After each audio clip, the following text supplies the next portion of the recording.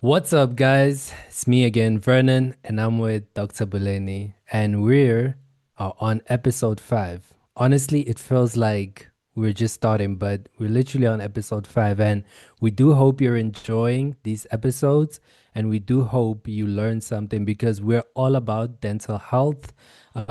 We know that it's not being spoken about enough, so we give ourselves that responsibility to teach you guys and make sure you guys have everlasting teeth. Your dental health is on point and you never have any problems with your gums or anything that has to do with your mouth. So, like I said, this is episode 5, and today's topic is your child's mouth tells the future, right? So, we're going to talk about children today. So, if you have any kids, or even plan on having any other kid, then you better listen to this. But before we start, we first need to ask Dr. Buleni how she is doing. So, Dr. Buleni, how are you? How are things going on your side? Hi, Evan. Hi, everyone. Thanks for tuning in. Everything is going well in this gloomy weather, but yeah, it's the season. So there isn't much we can do. Just enjoy it. Yeah, we always gotta enjoy the rain, Yeah. always. So the the first question that I would like to ask you is, at what age should a child see the dentist? As long as they have teeth. Mm, Yeah, as long as the child has teeth, they can visit the dentist. And at some point, even before the teeth develops, in cases where the child has a tongue tie, they need to visit the dentist to release the tongue from being tied up. mm. Yeah, and I would like to ask you, since you touched on tongue tie, most viewers probably don't even know what that is. So if you could like just elaborate on that and tell them what is that and what happens, and how do you even know it's a tongue tie like on children? A tongue tie is when the tongue is being tied to to the floor of the mouth, whereby people who have a tongue tie, they can't stick out their tongue out like this, and then they can't pronounce a certain um, word. So a child with a tongue tie, you'll find them that the tongue is always on the inside. It's like this. No matter how much the child tries to push the tongue outside. And with a tongue tie, then the child develops, what's this? Not develops, has a delayed speech. So as dentists, we're Mm, able to relieve the tongue from being tied. Therefore, there's no need for you to wait for a child until they have teeth for you to see the dentist. So as soon as you can recognize that your child, the speech is being delayed and you're not sure if there's tongue tied, please visit the dentist to relieve the tongue tie. We have laser and we use laser to untie the tied tongue. So it's a tongue that mm, is tied to the floor of the mouth. Yeah.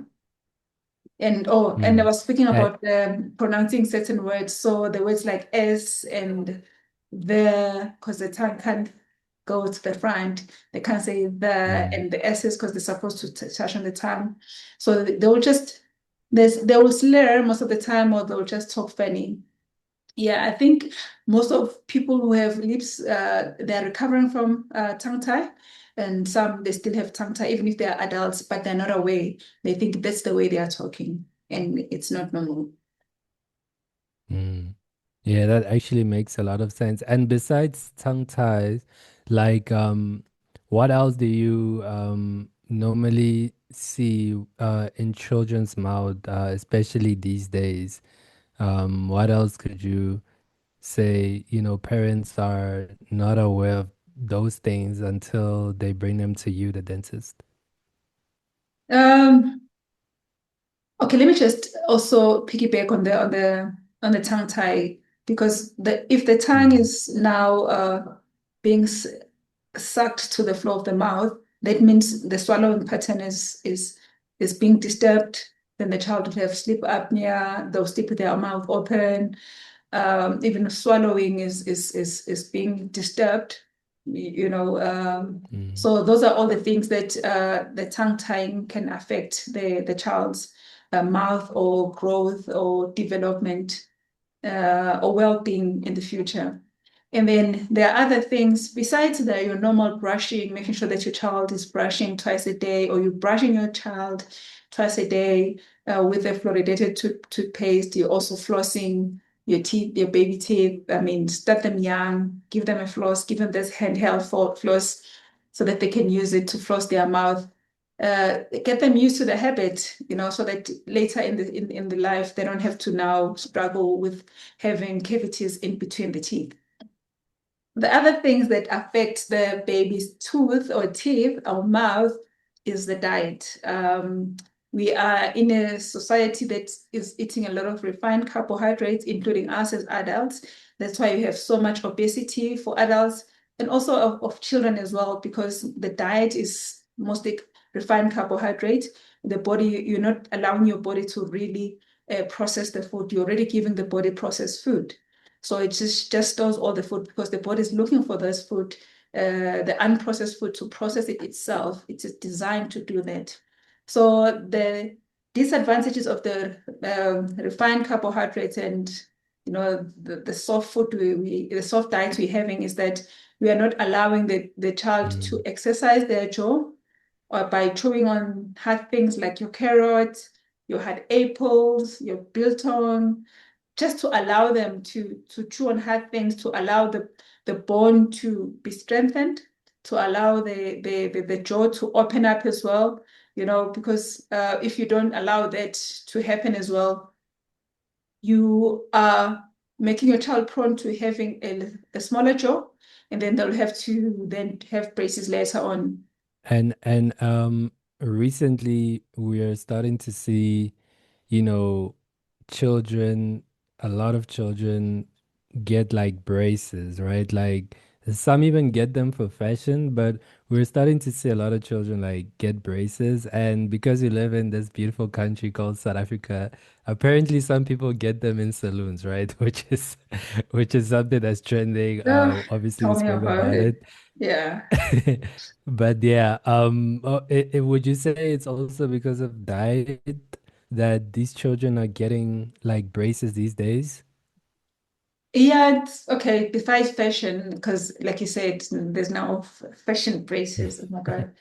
But Yeah. it is because of diet. Like I said, when you chew on, for an example, if you exercise and your muscles tear, and then when they are restored, then they become bigger. That's how bodybuilders will explain gaining muscles.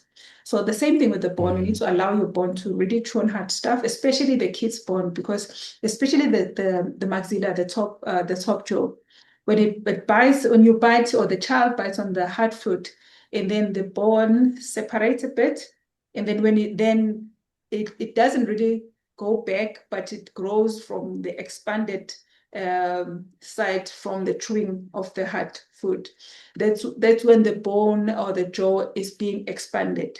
You want to give your child an option to expand the jaw, because if they are on the Mm. refined carbohydrates or the soft diet, then the jaw becomes narrow. If the jaw is narrow, the bigger teeth, the adult's teeth, are so much big that they can't fit on the mouth. You find some other teeth then now developing on the outside, like here or on the inside the palate, causing some crowding or something. They just squeeze each other just to fit in the jaw, but the jaw is not expanded well.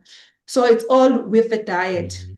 It's also all with the sleeping habits as well, where the tongue needs to be on the palate, so that when you swallow, then you can push your foot and then push the palate also to expand as well. And when the child is sleeping as well, also related to the sleep patterns as well, whereby when you're sleeping, the tongue must be on the palate, and you make sure that your child doesn't open the mouth when they're sleeping. If you're not sure Mm. how, if you're not sure if your child opens their mouth and they're sleeping, I mean, you'll just see that white line of saliva in the morning. But if you can Mm. monitor your child, see if when they're sleeping, they're opening their mouth like, or they're putting their tongue like this. or that Mm, such things. Those are the things that affect the jaw, the jaw or the mandible from developing well. Because if the child sleeps like that, the jaw becomes narrow because it's open, and then it's taking the drop of the nose as an air passage, allowing the air to come in through the mouth. And your child will have less oxygen to the blood system, less oxygen to the brain. They'll have difficulty concentrating at school. They'll have behavior problems, anxiety, and obviously their marks at school will drop because they can't really concentrate. They can't grasp things because they are tired. Their brain was not getting any oxygen while they were sleeping. So it's not only about teeth, it's all about the development of the entire well-being. Actually, it's all about the entire well-being of the child. mm. And then one thing we all know that children do, and some unfortunately don't even stop, even when when they're adults or young adults or whatever you want to call it, is thumb sucking. So, how do like dentists help prevent that? Let's say you have a patient and that patient is a child and he or she just doesn't want to stop sucking their thumb. Uh, we have an appliance called a habit breaker, where we put it on the teeth, and then Mm-hmm. it just prevents you from putting in the thumb. So when you put in the thumb, it's just Mm-hmm. right there, and then you can't really put your thumb to suck it. And also for the Mm-hmm. children who always have their tongue outside like this, when they are in a relaxed position, Oh. because the mouth they also create an open bite. So it's not only thumb sucking, it's also tongue thrusting as well. And sometimes it's not the tongue thrusting that you can visibly see, which is like this. Sometimes it's when the child is trying to swallow, they always push their tongue outside like this. Every time they swallow, the tongue goes Mm. outside. And it's not supposed to be like that. The tongue needs to stay on the palate when they swallow. That is the correct positioning of the tongue and the correct way of swallowing. In that way, you know that the child is going to develop, especially the jaw is going to develop in a correct manner. Mm. And since we touched on braces in terms of kids having that a lot. The last thing I would like to also like point out is the spike of ADHD, sleep disorders, or developmental delays. Um, are there any signs in the mouth that could flag like those things? Yes, there is not only on the mouth, it's from the profile of the mouth, from the side, or which side. Okay. Mm, It's not only from the mouth, it's also from the profile of the mouth. For an example, the mandible must be more towards parallel towards the floor. Immediately it becomes more narrow like this. You already know that the jaw is not developed yet, and the patient is already was this opening their mouth when they're sleeping. For those who find their positioning of the head and the jaw is more like protruded like this, you already know that that is mm, part of the sleep apnea issues with the child, or breathing problems as well. You will find that most of those kids have adenoids. Um, and then what else? Also, the breathing. They always when they are breathing, their mouth is always open like this or like that. mm, When your child is on the phone and they're so you already know that your child has some kind of sleep apnea problems. They need some intervention. And mm, mostly they'll say, no, it's just the tonsils. We even removed the tonsils, but still, even after removing the tonsils, because you can still see that the child is not really improving. Then they need braces or myofacial treatment to assist in eliminating that habit and also improving the posture and retraining your tongue in proper functioning. Yeah. mm. And a few days back we off camera spoke about the fact that you like mint toothpaste, especially for children, because the children toothpaste usually encourages the children to swallow the toothpaste instead of actually using it for what they're supposed to be using it for. So like, why is that, and what's so special about mint? So I choose the minty one because it's it's a little bit burning and it immediately teaches the child to spit the toothpaste instead of swallowing it. I'm really not a fan Mm, of the baby's toothpaste. Yes, they are made with less fluoride to be safe on the child, but they are too sweety because they are like flavored with bubblegum, strawberry. So now the child tends to swallow it because it's tastes and smells nice.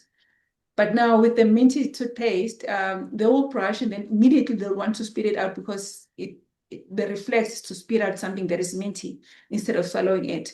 So I prefer that you give your child the minty one so that they can just learn the reflex of spitting the toothpaste after brushing.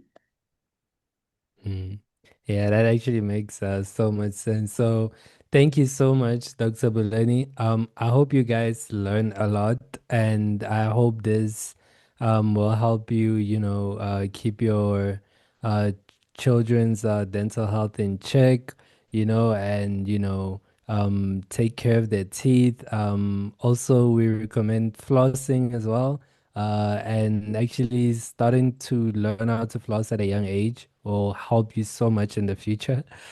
Because if you don't, unfortunately, you're only doing bad things to your teeth, right? So Yeah. do your teeth a favor and floss, and obviously brush at least twice a day as well.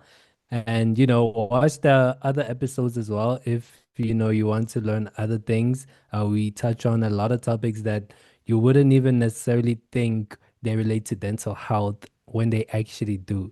So also don't forget to subscribe, like, and comment below. Dr. Buleni, any last words? Yeah, thank you for watching this video up to this far. If it was any benefit to you, please share it with Mm. your friends, family. Even if you don't have a child, you can, if you find some information that is valuable, I mean, sharing is caring, right? Yeah, thanks. Yeah, nah, thank you so much and see you guys on the next episode, which is basically next week. So, peace. Thank you. Bye.